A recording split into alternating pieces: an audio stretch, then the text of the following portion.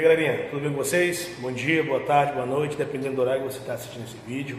Essa é a nossa terceira aula. Então, essa aula não será tão demorada, vai ser um pouquinho mais rápida, mas eu espero que vocês compreendam cada conceito que nós vamos propor hoje. Então, prestem atenção. Nós falamos na primeira aula a respeito de substâncias, porque substâncias são o resultado das ligações entre os átomos. Na aula passada, nós aprendemos o que são átomos, que é o tijolinho que forma tudo, que tem regiões, que é o núcleo, a eletrosfera e por aí vai. Essas substâncias, como já foram faladas nas aulas passadas, elas podem ser de dois tipos. Elas podem ser simples ou podem ser compostas. Professor, o que é uma substância simples? Uma substância simples é aquela que é formada por apenas um tipo de átomo. Por exemplo, o gás oxigênio, o gás ozônio, o gás nitrogênio, o gás hidrogênio, o ferro e por aí vai. O ouro, por exemplo, também a gente pode também dizer. Elas são substâncias simples porque elas são formadas por apenas um tipo de átomo. Quando a minha substância é formada por dois ou mais tipos de átomo, ela é chamada de substância composta. Exemplo, a gente tem a água, que é o H2O, 2 hidrogênios e oxigênio. A gente tem o cloreto de sódio, que é o sal de cozinha. A gente tem o ácido clorídrico, que é o HCl, e muitos outros. Então, bota na cabeça de vocês, quando eu tenho uma substância simples, é porque ela é formada por apenas um tipo de átomo. Quando eu tenho uma substância composta, é porque ela é formada por dois ou mais tipos de átomo. E tanto a substância simples quanto a substância composta, elas podem ser chamadas de substâncias puras. Professor, e o que seria uma substância pura? É aquela que é formada por apenas um tipo de substância. Por exemplo, eu tenho apenas água, um recipiente. Vamos botar nesse lado aqui, ó. Eu tenho meu recipientezinho. E nesse meu recipiente eu tenho apenas água. Todas as moléculas são de água. Nesse caso, eu digo que ela é uma substância pura. Mas ela é pura e simples ou pura e composta? Pura e composta. Mas por que ela é pura? Porque só tem um tipo de molécula. Por que ela é composta? Porque eu tenho dois tipos de átomo. Então, de novo, para recapitular. Ela é pura quando eu tenho apenas um tipo de molécula, apenas um tipo de substância lá naquele recipiente. Perfeito?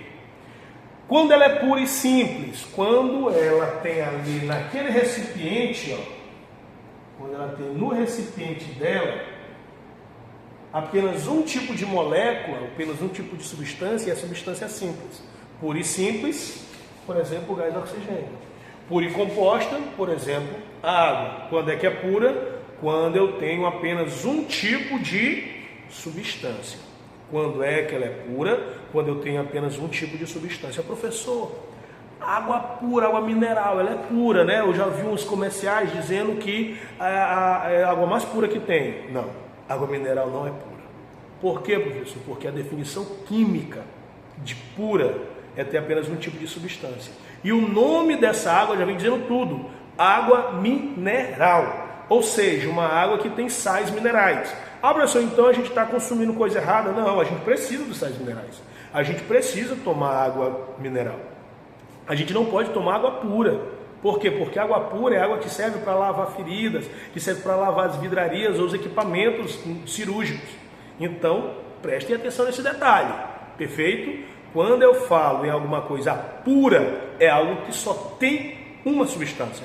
Ah, professor, então minha aliança, ela é ouro 18 quilates. Meu brother, isso não é puro. Por quê? Porque quando tu diz que ela é 18 quilates, é porque ela foi misturada com alguma coisa. E a gente vai entender o que é esse conceito bem aí. Puro é apenas um tipo de substância. E raramente tu vê ouro puro. Por quê? Porque ele é mais difícil de ser moldado, fica aquela coisa bonitinha, certo? Então, puro é algo que só tem uma coisa. Ah, professor, o sal. Não. O sal também tem outra substância. O sal, o nome já vem dizendo tudo. Sal iodado. O sal tem iodo. Perfeito? Então, vamos continuar. Vamos lá. Quando eu tenho ali as minhas substâncias, que podem ser, que são puras, eu posso pegar elas, por exemplo, aqui, ó. Eu tenho bem aqui em um recipiente água pura. Perfeito? Isso serve para lavar ferida, para lavar equipamento cirúrgico. E em outro recipiente, eu tenho sal, cloreto de sódio, né, NaCl. Todas as duas são puras. Quando eu pego elas duas e coloco em um outro recipiente, eu já não tenho mais uma substância pura. Eu tenho o que nós conhecemos como mistura. Mistura é quando eu tenho duas substâncias em um mesmo recipiente. E aí essas misturas, elas podem ser de dois tipos. Misturas homogêneas,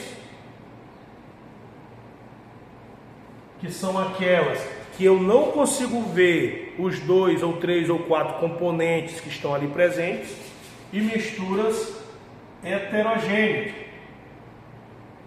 que são aquelas que eu consigo ver esses aspectos. Então, por exemplo, uma mistura homogênea é uma mistura entre água e óleo. Uma mistura heterogênea, água e óleo. Por quê? Eu consigo ver a água, eu consigo ver o óleo. Só espera um pouquinho, deixa eu só pegar um negócio aqui. Então, voltei, demorei ali, ó. Percebam, aqui eu tenho um becker. Quando eu faço a mistura desse detergentezinho, desse multiuso, e aplico aqui, ó, eu já tenho duas coisas diferentes. Eu tenho água e tenho o produto. Mas percebam que eu não consigo ver, né, as fases. Fase é esse aspecto visual. Diferente se eu pegar, por exemplo, óleo e colocar, ó. Percebam que agora, ó, eu consigo ver. Entenderam a diferença? A mistura homogênea, eu não consigo perceber a diferença. Para mim é só uma coisa. Já na mistura heterogênea, eu consigo perceber. Ó. Essa diferença visual é chamada de fases. Então, nesse caso aqui, eu tenho quantas fases? Eu tenho duas. Mas quantos componentes eu tenho? Bom, eu tenho sais minerais, eu tenho a água, eu tenho o óleo e eu tenho o multiuso. Deu para entender? Então, vamos lá. Uma substância pura é aquela que só tem um tipo de substância em si. Quando eu misturo elas são chamadas de mistura. Perfeito?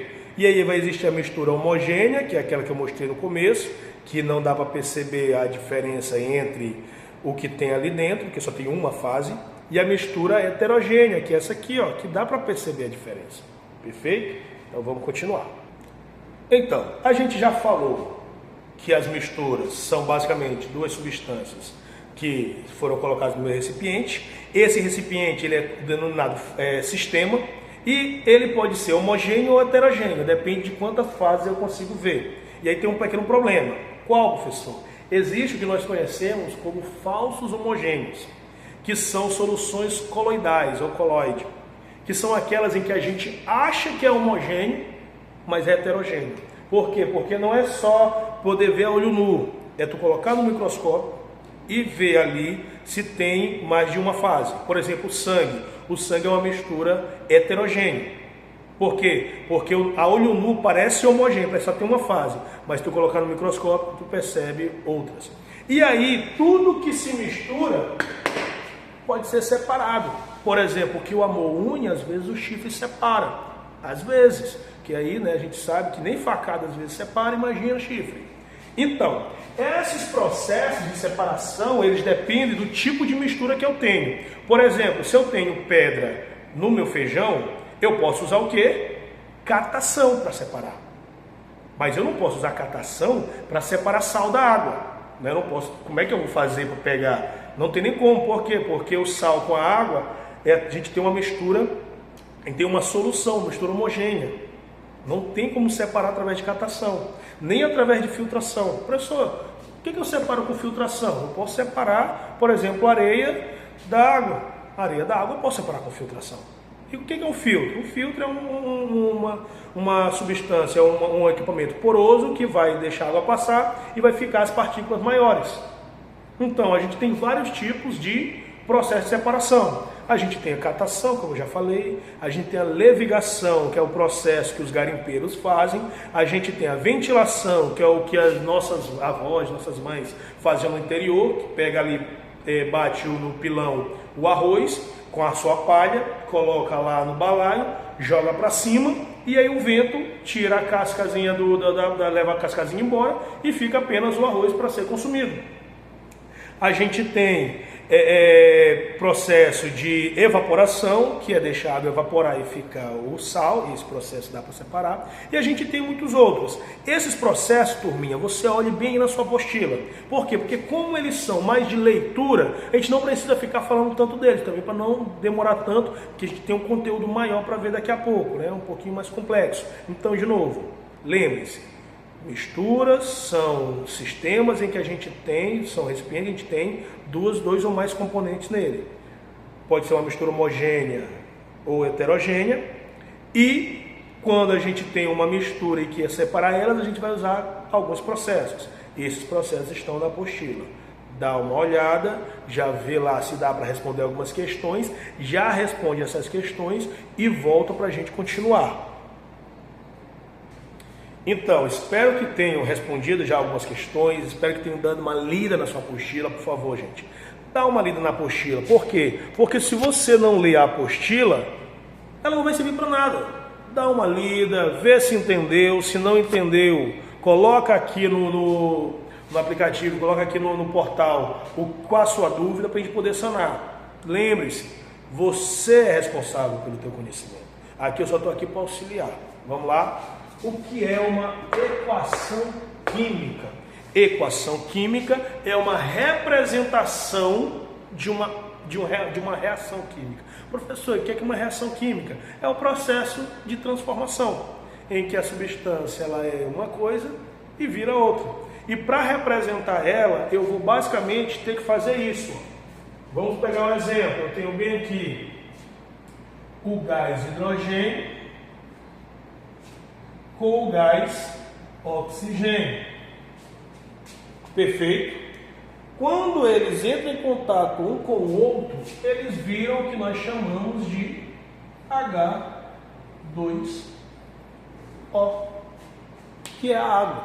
Então, quando a gente quer representar o que aconteceu, no caso a geração da água, a gente representa isso através de uma equação química. Então, equação química, coloca na cabeça de vocês, é nada mais nada menos do que a representação de uma reação química. E aí, muita atenção agora, percebam uma coisa.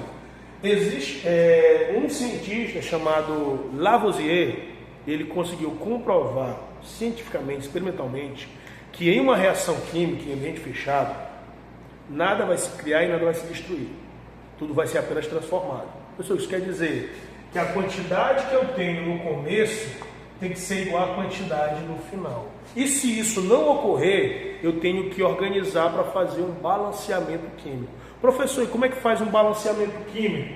Mexendo nesta parte aqui da frente. Se vocês olharem, como não aparece nada, é porque é 1. Esse cara bem aí se chama coeficiente estequiométrico.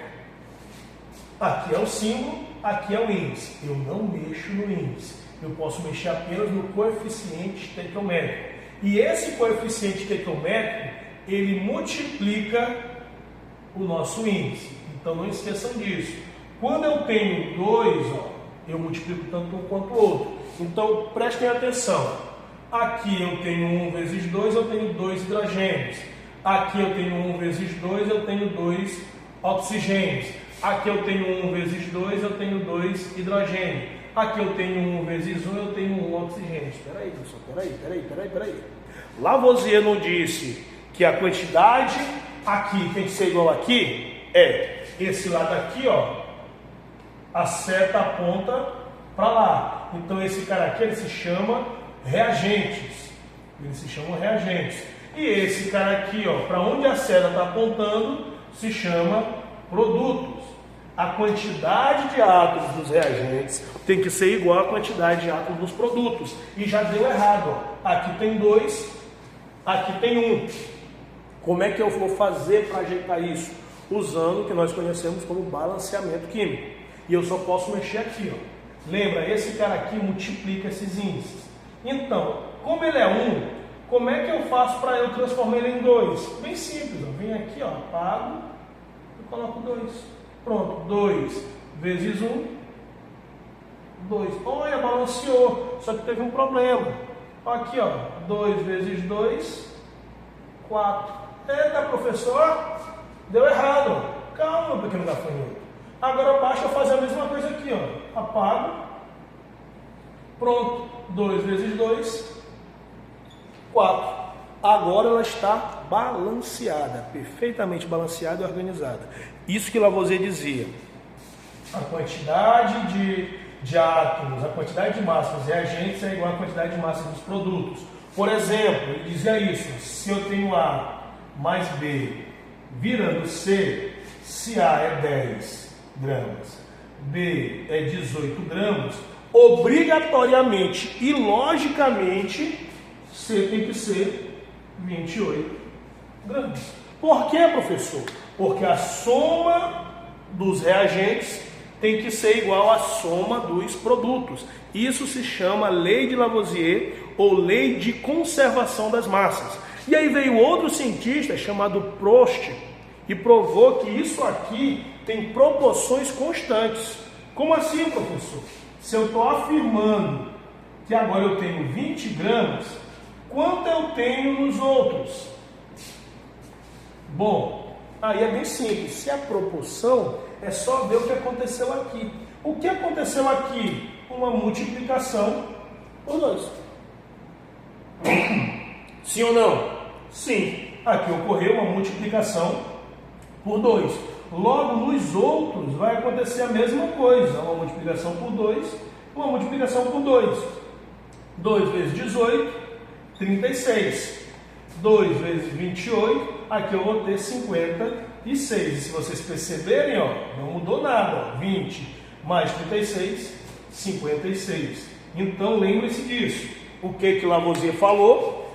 Que na soma dos produtos, dos reagentes, é igual à soma dos produtos. O que Prost explicou? Que a gente vai ter uma proporção constante. Se um dobrar, o outro vai dobrar. Se um cair pela metade, o outro vai cair pela metade. Perfeito? Mas vamos para finalizar essa aula, só mais um conteúdo e aí a gente fecha essa terceira aula de hoje. Então, voltando, a gente já sabe o que é uma equação química, que é a representação de uma equação química, de uma reação química.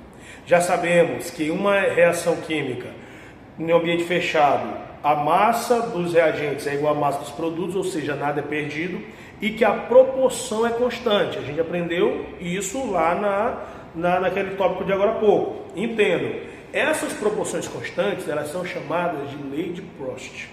E a questão da soma dos reagentes ser igual à soma dos produtos é chamada de lei de Lavoisier. Elas recebem esses nomes devido aos cientistas que as criaram. Só que a gente tem que entender que existem alguns tipos de reações. E a gente tem que aprender os seus nomes e como elas basicamente funcionam. Por exemplo, quando eu tenho 2 ou mais reagentes virando apenas um produto, e aí não esqueçam, 2 ou mais reagentes virando apenas um produto, essa reação ela é chamada de adição ou síntese. Professor, tem 2 nomes? Tem 2 nomes, aprendam os 2. Por quê? Porque pode ser que eles coloquem um ou outro em determinados vestibulares ou concursos ou provas por aí. Então lembra, quando 2 reagentes virarem 2 ou mais reagentes virarem apenas um produto, essa reação se chama adição. Agora, quando apenas um reagente virar 2 ou mais produtos, essa reação é chamada de decomposição ou análise. Certo? Então, de novo, 2 ou mais reagentes virando um produto, adição ou síntese. Quando um só reagente vira 2 ou mais produtos, aí essa reação se chama decomposição ou análise. Quando eu tenho uma substância simples, lembra lá da substância simples?